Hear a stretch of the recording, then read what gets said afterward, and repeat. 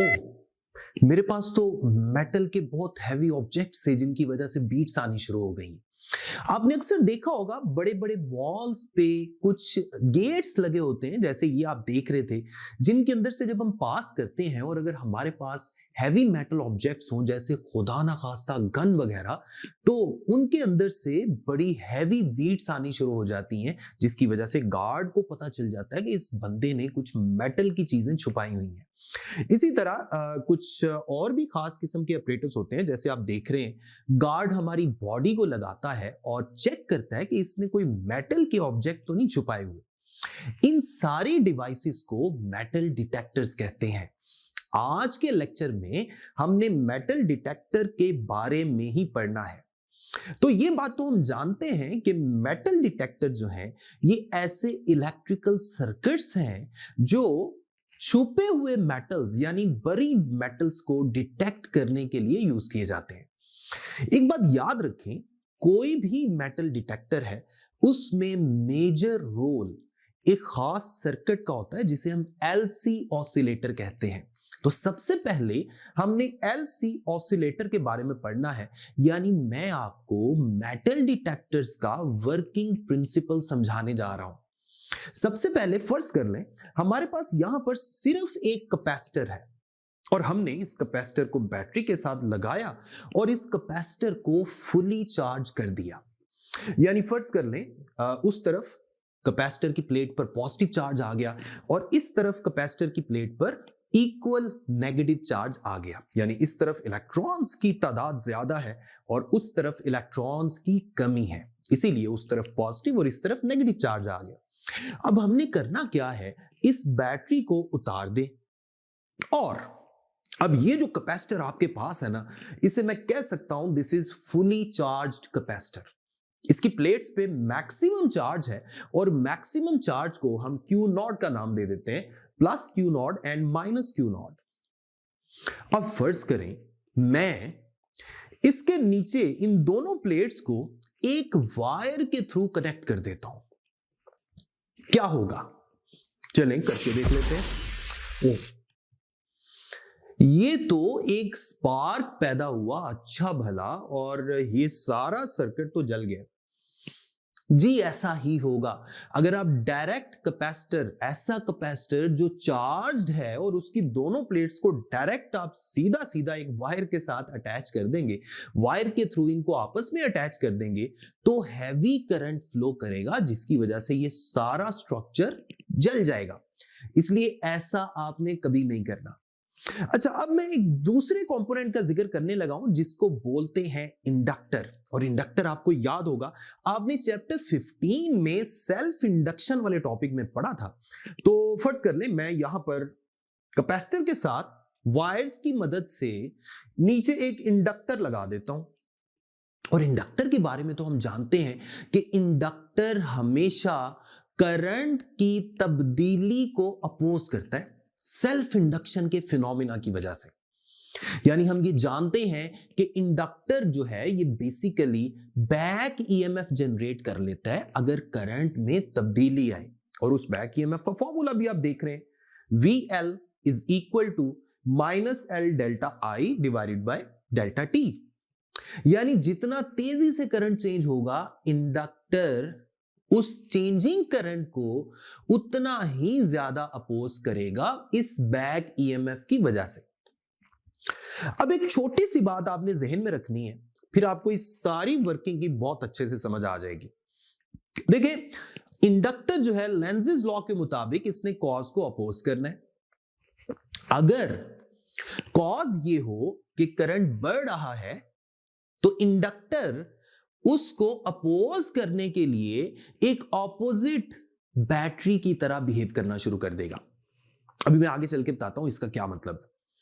इसी तरह अगर सप्लाइड करंट कम हो रहा है या कम होने की कोशिश करे तो इंडक्टर इस सप्लाइड करंट को कम नहीं होने देगा और सेम डायरेक्शन में ईएमएफ बिहेव कर लेगा।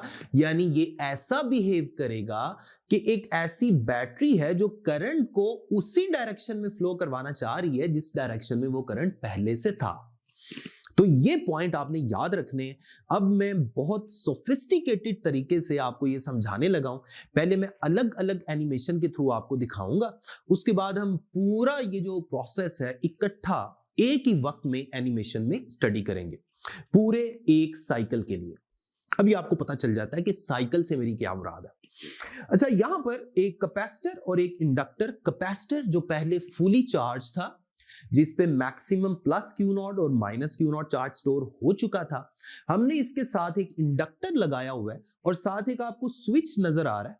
फिलहाल स्विच हमने ऑफ किया हुआ है और साथ ही मैं यहां पर एक ग्राफ भी ड्रॉ करूंगा और उस ग्राफ में वाई एक्सिस पे करंट की वैल्यूज हैं और एक्स एक्सिस पर टाइम की वैल्यूज हम ले लेते हैं।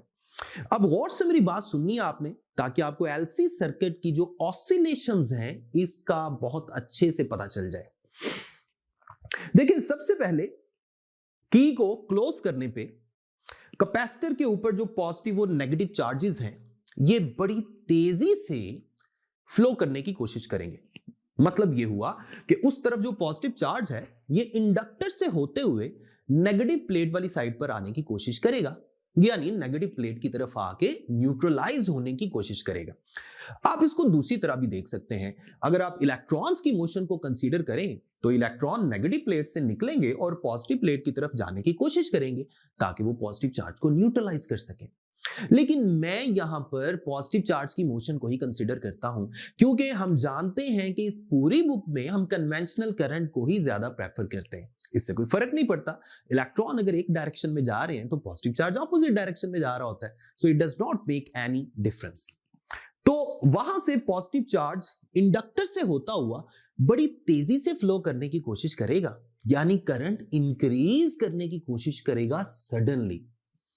लेकिन इंडक्टर कहेगा जनाब ऐसा पॉसिबल नहीं है कि मेरे होते हुए करंट इंक्रीज कर जाए, क्योंकि इंडक्टर के बारे में तो हम जानते हैं कि जब सप्लाइड करंट बढ़ने की कोशिश करेगा तो इंडक्टर उसको ऑपोजिशन ऑफर करेगा। आप देख सकते हैं इंडक्टर के अंदर एक इंक्रीजिंग मैग्नेटिक फील्ड भी पैदा हो गया और मैग्नेटिक फील्ड की इस तब्दीली की वजह से एक बैक ईएमएफ पैदा हो जाएगा। और बैक ईएमएफ का मतलब यह है कि अगर पॉजिटिव चार्ज उस प्लेट से नीचे इंडक्टर के अंदर आने की कोशिश कर रहा है तो इंडक्टर के उस तरफ ऐसा हो गया है कि इंडक्टर ऐसी बैटरी के तौर पे बिहेव कर रहा है कि उस तरफ पॉजिटिव टर्मिनल और इस तरफ नेगेटिव टर्मिनल के तौर पे बिहेव कर रहा है। यानी इंडक्टर की वजह से इंड्यूस्ड करंट की डायरेक्शन ऑपोजिट डायरेक्शन में पैदा होगी, जिसकी वजह से रिजल्टेंट करंट उतना तेजी से इंक्रीज नहीं कर सकेगा जितना तेजी से वो पहले इंक्रीज कर रहा था, जैसे मैंने पहले आपको एग्जांपल दी थी। इसका मतलब है जो ग्राफ आप देख रहे हैं उस ग्राफ में करंट की वैल्यू इंक्रीज करेगी और इंक्रीज होते होते मैक्सिमम साइड पे जाएगी और इसकी शक्ल साइन कर्व की तरह की बन रही है। गौर से देखें, और जैसे जैसे करंट फ्लो करता जाएगा कैपेसिटर जो है उसकी प्लेट पे चार्जेस की मिकदार कम होती जाएगी, उस तरफ पॉजिटिव चार्ज कम होता जाएगा, इस तरफ नेगेटिव चार्ज कम होता जाएगा और करंट की वैल्यू ग्राफ में हम देख सकते हैं बढ़ते बढ़ते मैक्सिमम हो गई है। लेकिन याद रखें ये करंट सडनली नहीं बढ़ा, आहिस्ता आहिस्ता बढ़ा है इंडक्टर की वजह से, क्योंकि इंडक्टर जो है ना ये इसको अपोज कर रहा था, वो करंट को तेजी से नहीं बढ़ने दे रहा था। अब देखें हुआ क्या, ग्राफ पे हम पॉजिटिव पीक पे पहुंच गए और इंडक्टर की जो मैग्नेटाइजेशन है या अच्छे अल्फाज में मैग्नेटिक फील्ड जो है ये मैक्सिमम हो गई है। और देखिए कैपेसिटर बेचारा जो है वो खाली हो गया, उसकी प्लेट पे कोई भी चार्ज इस वक्त नहीं है, यानी कैपेसिटर ने अपने कपड़े झाड़ दिए, सारी एनर्जी इंडक्टर के अंदर स्टोर कर दी। कैपेसिटर के पास एनर्जी किस शक्ल में थी? इलेक्ट्रिकल एनर्जी की शक्ल में। लेकिन अब इंडक्टर के पास वही एनर्जी किस शक्ल में है? मैग्नेटिक एनर्जी की शक्ल में। कैपेसिटर एनर्जी को स्टोर करता है अपनी इलेक्ट्रिक फील्ड के अंदर, लेकिन इस इंडक्टर ने एनर्जी को स्टोर किया है अपनी मैग्नेटिक फील्ड के अंदर। अब देखें इस वक्त सर्किट के अंदर तो करंट मैक्सिमम फ्लो कर रहा था, हमें ग्राफ में भी नजर आ रहा है। अब करंट बेचारा कहेगा कि जी कैपेसिटर तो खाली हो गया है, अब मैं अपनी वैल्यू को कम कर लेता हूं। लेकिन यहां दोबारा बीच में आ जाएगा इंडक्टर। जैसे हमेशा विलन बीच में आ जाता है ना, ऐसे ही इंडक्टर यहां पर बीच में आ जाएगा। इंडक्टर कहेगा जनाब पहले मैं आपको बढ़ने नहीं दे रहा था, अब मैंने आपको कम नहीं होने देना। करंट की वैल्यू कम होने की कोशिश कर रही है, लेकिन इंडक्टर उसको उतनी तेजी से कम नहीं होने देगा। होगा क्या? इंडक्टर पता क्या करेगा? इंडक्टर सेम डायरेक्शन में एक पोलैरिटी पैदा कर देगा। यानी पहले इंडक्टर का बैटरी की तरह ये बिहेव कर रहा था और इसका पॉजिटिव उस तरफ और नेगेटिव इस तरफ था, लेकिन अब जो इंडक्टर है ना, इसका पॉजिटिव इस तरफ और नेगेटिव उस तरफ बिहेव करेगा। यानी इंडक्टर इस करंट के फ्लो को सपोर्ट करना शुरू कर देगा। क्योंकि करंट कम होने की कोशिश कर रहा है ना, तो इंडक्टर कहेगा नहीं जनाब, मैंने आपको कम नहीं होने देना, एकदम जीरो नहीं होने देना, अब मैं आपको सपोर्ट करूंगा। जिसकी वजह से क्या होगा? जिसकी वजह से कैपेसिटर की मेरी साइड वाली जो प्लेट है ना, अब इस पर पॉजिटिव चार्ज स्टोर होना शुरू हो जाएगा। आप देखें, सर्किट के अंदर करंट का फ्लो रुका नहीं है, वो चलता जा रहा है। अब कैपेसिटर की मेरी साइड वाली प्लेट पॉजिटिवली चार्ज होती जा रही है और उस तरफ वाली जो प्लेट है वो नेगेटिवली चार्ज होती जा रही है। और जैसे जैसे आप गौर करें, कैपेसिटर की प्लेट्स पर ऑपोजिट चार्जेस बढ़ते जा रहे हैं, वैसे वैसे इंडक्टर की जो मैग्नेटिक फील्ड है उसकी स्ट्रेंथ में कमी आती जा रही है। क्योंकि बेचारा इंडक्टर जो है, इसके पास जो सारी मैग्नेटिक एनर्जी थी वो अब कैपेसिटर के अंदर दोबारा स्टोर होना शुरू हो गई है। कैपेसिटर के अंदर इलेक्ट्रिकल एनर्जी की फॉर्म में स्टोर हो रही है। सो इंडक्टर ने आहिस्ता आहिस्ता अपनी सारी मैग्नेटिक एनर्जी को कैपेसिटर के अंदर दोबारा इलेक्ट्रिक एनर्जी की शक्ल में स्टोर कर दिया। लेकिन इस वक्त कैपेसिटर की जो चार्जिंग है वो पहले से ऑपोजिट सेंस में है। और साथ ही साथ आप ग्राफ को देखें, ग्राफ जो है वो पहले पॉजिटिव पीक पे चला गया था, अब आहिस्ता आहिस्ता दोबारा ये जीरो पे आ गया। आपको पूरा एक क्रस्ट मिल गया जिसमें ग्राफ पहले जीरो से पॉजिटिव पीक पे गया, फिर पॉजिटिव पीक से जीरो पे आ गया। अब क्या होगा? इंडक्टर बेचारा जो है ना, वो अब खाली हो गया, उसकी मैग्नेटिक एनर्जी फुल खत्म हो गई है, करंट भी जीरो हो गया। अब इंडक्टर सोच रहा था कि जनाब अब मेरा काम खत्म हो गया है, लेकिन अब कैपेसिटर कहेगा जनाब नहीं, आपने मेरे साथ बुरी की है, मैं आपके साथ बुरी करूंगा। अब कैपेसिटर दोबारा चार्ज को फ्लो करवाएगा, क्योंकि कैपेसिटर को तो जब कैपेसिटर फुली चार्ज हो चुका है, देखें अब मेरी तरफ Q नॉट और उस तरफ माइनस Q नॉट चार्ज आ चुका है, तो अब कैपेसिटर को तो एक पाथ चाहिए होता है चार्ज को फ्लो करवाने के लिए, और पाथ तो उसे मिला हुआ है इंडक्टर के थ्रू। अब दोबारा कैपेसिटर जो है ना डिस्चार्ज होना शुरू हो जाएगा। अब दोबारा मेरी साइड से पॉजिटिव चार्ज निकल के दूसरी साइड पे जाना शुरू कर देगा। अगेन आप गौर करें, करंट की डायरेक्शन ऑपोजिट हो गई है, लेकिन अगेन ये करंट इंक्रीज करने की कोशिश कर रहा है, क्योंकि अब कैपेसिटर दोबारा डिस्चार्ज हो रहा है।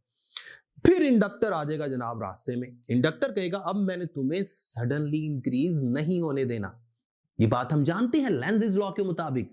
अब दोबारा करंट इंक्रीज करना चाहेगा, लेकिन इंडक्टर उसको अपोज करेगा। अब इंडक्टर का इस तरह से बिहेवियर होगा कि वो ऐसी बैटरी की तरह काम करेगा कि मेरी तरफ पॉजिटिव और उस तरफ नेगेटिव चार्ज, नेगेटिव टर्मिनल के तौर पे ये बिहेव करेगा, जिसकी वजह से ये आने वाले चार्जेस को अपोज करता जाएगा। अब देखें, ग्राफ के ऊपर करंट का जो ग्राफ है वो नेगेटिव साइड पे जा रहा है, लेकिन वो बहुत तेजी से नहीं जा रहा। जैसे ऊपर गया था ऐसे ही आहिस्ता आहिस्ता नेगेटिव साइड पे बढ़ रहा है, और बढ़ते बढ़ते ये जो ग्राफ है ये नेगेटिव मैक्सिमम पे पहुंच जाएगा। और मीनवाइल आप गौर करें, इंडक्टर के अंदर मैग्नेटिक फील्ड दोबारा डेवलप हुई है। पहले तो ये जीरो हो चुकी थी, अब दोबारा डेवलप हुई है, लेकिन ऑपोजिट डायरेक्शन में, और अब ये मुसलसल बढ़ती जा रही है।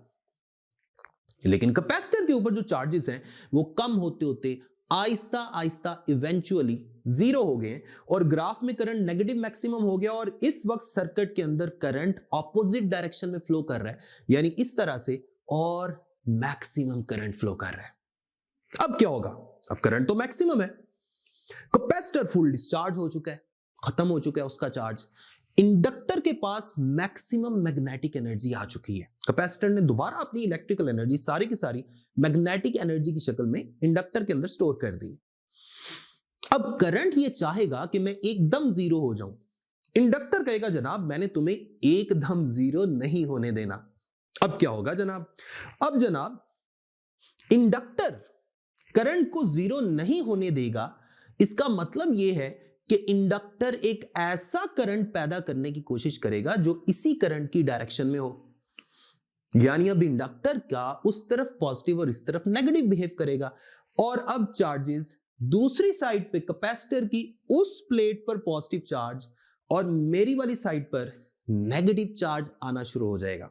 और देखें करंट की यही डायरेक्शन है, कन्वेंशनल करंट की बात कर रहा हूं।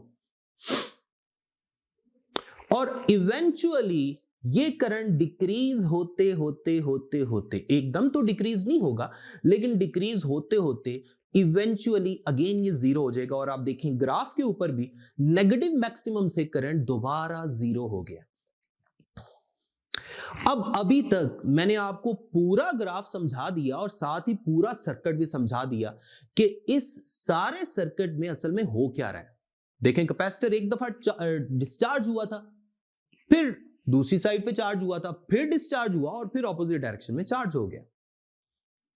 और इस पूरे सर्किट को अगर मैं इकट्ठा देखूं, ये जो पूरा प्रोसेस मैंने आपको थोड़ी देर लगा के समझाया है, अगर हम इसको इकट्ठा देखना शुरू कर दें तो गौर करें ग्राफ के ऊपर भी ब्राइट स्पॉट आपको चलता नजर आ रहा है और साथ ही साथ यहां पर भी वो सारा कुछ हो रहा है जो मैं आपको पहले बता रहा था। और अगर हम गौर से देखें तो इस सर्किट के अंदर जो चार्जेस हैं ये मुसलसल वाइब्रेट कर रहे हैं, यानी ऑसिलेट कर रहे हैं। और साथ ही साथ देखें ग्राफ के ऊपर भी पॉइंट चल रहा है। जब ग्राफ के ऊपर पॉइंट पॉजिटिव हाफ साइकिल तक चलता है तो सर्किट में जो चार्जेस हैं वो एक डायरेक्शन में मूव करते हैं, और जब ग्राफ का नेगेटिव हाफ साइकिल आता है तो सर्किट के चार्जेस ऑपोजिट डायरेक्शन में मूव करते हैं। बेसिकली ये जो एलसी पैरेलल सर्किट है इसने एक ऑसिलेटर का काम करना शुरू कर दिया, यानी सर्किट के अंदर चार्जेस को ऑसिलेट करवाना शुरू कर दिया। और ऑसिलेट करवाने का मतलब यह है कि हमें एक ऐसा करंट मिल गया है जो अल्टरनेटिंग करंट है, जिसकी मैग्नीट्यूड भी चेंज हो रही है, डायरेक्शन भी रिवर्स होती जा रही है। यानी हम कह सकते हैं कि ये जो सर्किट है ये अल्टरनेटिंग करंट की तरह का सिग्नल जनरेट कर रहा है, इसीलिए तो इसे ऑसिलेटर कहते हैं। और इस ऑसिलेटर की वजह से जो चार्जेस की ऑसिलेशंस हैं उनकी एक फ्रीक्वेंसी है जो हमने एलसी पैरेलल सर्किट में और सीरीज सर्किट में भी पढ़ी थी। उसका फॉर्मूला होता है frequency resonance frequency is equal to 1/2 pi LC square root. और यही फ्रीक्वेंसी वाला सिग्नल हर ऑसिलेटर सर्किट जो है ये पैदा करता है। अब हम इस ऑसिलेटर सर्किट को थोड़ा सा एक्सटेंड करते हैं और मेटल डिटेक्टर के अंदर जो सर्किट होता है ना उसको देखते हैं। अब गौर करें, आपको इस सर्किट में दो ऑसिलेटर नजर आ रहे हैं, जो मैं पहले आपको एक ऑसिलेटर समझा रहा था, एलसी ऑसिलेटर सर्किट, और साथ ही आपको इनके साथ एडिशनल सर्किट्स भी नजर आ रहे हैं। एक बात याद रखें कि यहां जो हम सर्किट डायग्राम देख रहे हैं ये ब्लॉक डायग्राम है। ब्लॉक डायग्राम का मतलब ये होता है कि हम मोटी मोटी चीजें स्टडी कर रहे हैं जो हमारे काम की हैं या जो हमारा एरिया ऑफ इंटरेस्ट है, लेकिन इसके अंदर और बहुत सारे कंपोनेंट्स लगे हुए हैं जो हमारा इस वक्त टॉपिक नहीं है, इसलिए हमने ब्लॉक्स बना के सर्किट को डिजाइन कर दिया। देखिए इंपॉर्टेंट चीज ये है कि आपको दो ऑसिलेटर नजर आ रहे हैं, एक उस तरफ और एक इस तरफ। उस तरफ फर्ज कर लें ऑसिलेटर बी है और इस तरफ मेरी तरफ ऑसिलेटर ए है। इनिशियली ये दोनों ऑसिलेटर सर्किट बिल्कुल सेम है और बिल्कुल एक तरह से काम कर रहे हैं, जिसकी वजह से आप गौर करें इनके नीचे से जो हमें आउटपुट पे फ्रीक्वेंसीज मिल रही हैं, उस तरफ FOB और इस तरफ FOA, यानी frequency from the oscillator B, frequency from the oscillator A, इन दोनों की वैल्यूज बिल्कुल सेम होंगी, क्योंकि इंडक्टेंस और कैपेसिटेंस इन दोनों सर्किट्स में L और C की वैल्यू सेम है। तो फ्रीक्वेंसी का फॉर्मूला अभी मैंने आपको बताया 1/2 पाई LC का स्क्वायर रूट, तो जारी बात है दोनों से आउटपुट पे जो फ्रीक्वेंसीज आ रही हैं वो बिल्कुल सेम होंगी। और साथ नीचे आपको एडिशनल एक और सर्किट नजर आ रहा है, इसका क्या काम है ये मैं अभी आपको बताता हूं। अब देखिए हुआ क्या, इस सर्किट का जो वो वाला ऑसिलेटर है, जो बी साइड वाला ऑसिलेटर है, उसके साथ जो इंडक्टर आप देख रहे हैं ना, इस इंडक्टर को हम नाम देते हैं सर्च कॉइल। सर्च कॉइल से मुराद ये है कि जैसे मैंने अभी आपको थोड़ी देर पहले लेक्चर के स्टार्ट में बताया था कि एक रॉड सा होता है जो हमारी बॉडी को लगाते हैं ताकि पता चले हमने कोई मेटल का ऑब्जेक्ट छुपाया है या नहीं। असल में जो पार्ट हमारी बॉडी के साथ लगता है उसकी तरफ जो इंडक्टर होता है ना, उसे हम बोलते हैं सर्च कॉइल। और ये बी वाला जो इंडक्टर है जिसे एल बी से हम जाहिर कर चुके हैं, यही सर्च कॉइल है। यही हमारी बॉडी वाली साइड पे होता है। अब फर्ज कर लें हमने कोई गन वगैरह छुपाई हुई थी और उस तरफ हम उस गन को इमेजिन कर लेते हैं एल बी वाली साइड पे। इंडक्टेंस का एक फॉर्मूला हमने चैप्टर 15 में ही बनाया था, that is L is equal to mu naught small n square capital A into small l। इसमें म्यू नॉट क्या था? Permeability of free space.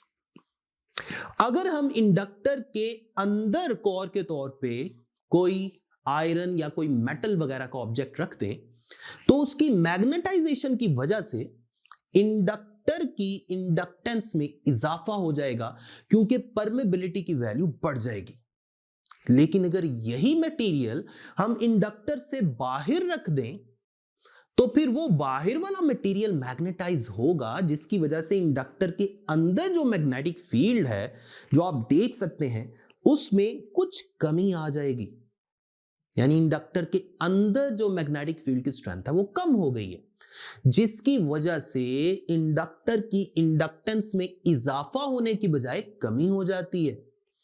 और जब इंडक्टेंस में कमी होगी तो इस फ्रीक्वेंसी के वाले फॉर्मूला से आप देखें, इंडक्टेंस में कमी होगी तो फ्रीक्वेंसी में इजाफा हो जाएगा। यानी हम कह सकते हैं FOB FOA के मुकाबले में थोड़ी सी ज्यादा हो जाएगी। और साथ ही नीचे आपको जो ब्लॉक नजर आ रहा है बीट फ्रीक्वेंसी एम्पलीफायर के नाम से, इसका क्या मतलब है?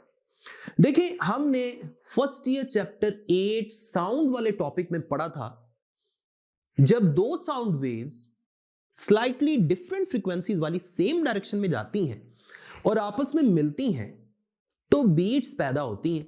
यानी साउंड मैक्सिमम मिनिमम सुनाई देती है एक ही जगह पे खड़े होके। यहां इन सिग्नल्स के साथ भी ऐसा ही होगा, क्योंकि देखिए इनकी फ्रीक्वेंसीज में भी थोड़ा सा डिफरेंस है, स्लाइट सा डिफरेंस है। और अगर फ्रीक्वेंसीज में स्लाइट सा डिफरेंस होगा तो बीट्स पैदा होंगी, जैसे अभी आप सुन रहे हैं। और इन बीट्स के आगे एक स्पीकर लगा हुआ है जो हमें बीट्स को एम्पलीफाई करके सुनाएगा। और अगर हमने कोई मेटल के ऑब्जेक्ट छुपाए हुए हैं तो बीट्स आना शुरू हो जाएंगी और हम जनाब पकड़े जाएंगे। एक और चीज देखें, जितना ज्यादा इंडक्टेंस में कमी आएगी ना LB की इंडक्टेंस की वैल्यू में, FOB जो है उसकी फ्रीक्वेंसी में उतना ही ज्यादा इजाफा होगा और FOB और FOA की फ्रीक्वेंसी में उतना ही ज्यादा डिफरेंस आएगा। और हम जानते हैं कि जितना फ्रीक्वेंसीज में डिफरेंस एक खास हद तक ज्यादा होता जाए उतनी बीट फ्रीक्वेंसी बढ़ती जाती है। मतलब यह हुआ कि एक सेकंड में आने वाली बीट्स की तादाद बढ़ती जाती है। इसका मतलब यह है जितनी ज्यादा बीट्स सुनाई देंगी ना, इसका मतलब है हमने उतना ही बड़ा मेटल का ऑब्जेक्ट छुपाया हुआ है। इसका मतलब है वहां पर जो गार्ड बैठा हुआ है उसको पता है कि एक खास लिमिट से कम नंबर ऑफ बीट्स अगर हो तो खैर है, क्योंकि हमारे पास कोई छोटे मोटे की चेन या वॉचेस वगैरह कहीं ना कहीं मेटल्स तो होती हैं, तो हल्की फुल्की बीट्स तो आएंगी। लेकिन अगर नंबर ऑफ बीट्स एक खास हद से भी ज्यादा सुनाई दें, इसका मतलब है इस बंदे ने कोई ज्यादा हैवी मेटल का ऑब्जेक्ट छुपाया हुआ है, जैसे गन वगैरह। तो ये था मेटल डिटेक्टर, उसका काम करने का तरीका। हमने इसका प्रिंसिपल देखा जिसमें LC सर्किट की ऑसिलेशंस को स्टडी किया और फिर हमने इसकी सर्किट डायग्राम देखी और उसकी वर्किंग को स्टडी किया।